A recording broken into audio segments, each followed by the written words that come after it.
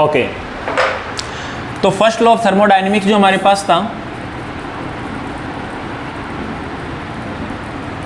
उसका फॉर्मेट हमारे पास था delta Q is equal to delta U plus work done by gas.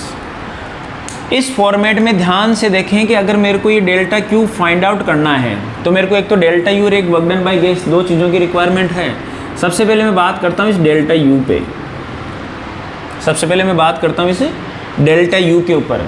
ये है इंक्रीज इन इंटरनल एनर्जी। क्या है ये? Increase in internal energy. तो इंटरनल एनर्जी का फॉर्मूला हमारे पास होता है, इंटरनल एनर्जी एक्चुअली में क्या है? टोटल, यानी कि टोटल क्या है? Kinetic energy, that is F/2 nRT और T की जगह हो जाएगा डेल्टा T। ये हमारे पास है। तो इसकी तो वैल्यू हमें पता है ऑलरेडी कि डेल्टा यू होता है F/2 nRT।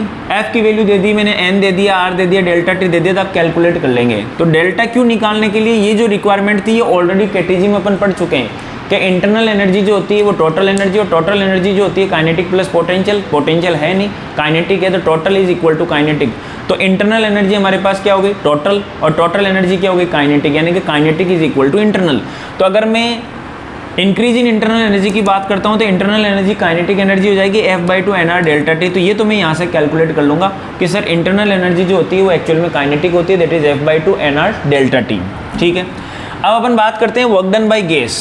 ये जो क्वांटिटी है ये अपन को कैलकुलेट करनी है work done by the gas. इसके अलग अलग प्रोसेस हैं, अलग अलग एग्जाम्पल के थ्रू समझने की कोशिश करेंगे। लेट अस सपोज हमारे पास फिर से एक सिस्टम है, फॉर एग्जाम्पल हमारे पास एक सिस्टम है, कुछ इस तरीके का सिस्टम है जिसमें ये चेम्बर बना हुआ है अपने पास, ये चेम्बर बनाया,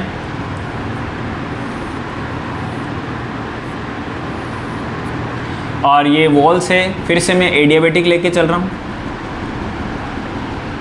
और यहाँ पर मान लो पिस्टन लगा हुआ है और इसको भी एडियाबेटिक मान लिया, और इसके अंदर एक गैस फिल कर दी अपन ने, ये ऐसे गैस फिल कर दी। अच्छा, और यहाँ से मैं इसको हीट एनर्जी प्रोवाइड करवा रहा हूँ डेल्टा क्यू। ओके, स्टार्टिंग के अंदर मान लेते हैं कि इस गैस का टेम्परेचर T0 था, इसका वॉल्यूम V0 था, टेम्परेचर T0 था, वॉल्यूम V0 था और प्रेशर P0 था। अब ध्यान से देखना, या फिर इन चीज़ों को एक बार रहने देते हैं। ये अपन ने यहाँ से हीट एनर्जी प्रोवाइड करवाई, इससे होगा क्या ये देखते हैं, अपन कंसीडर करते हैं। तो मैंने माना कि जैसे ही मैं हीट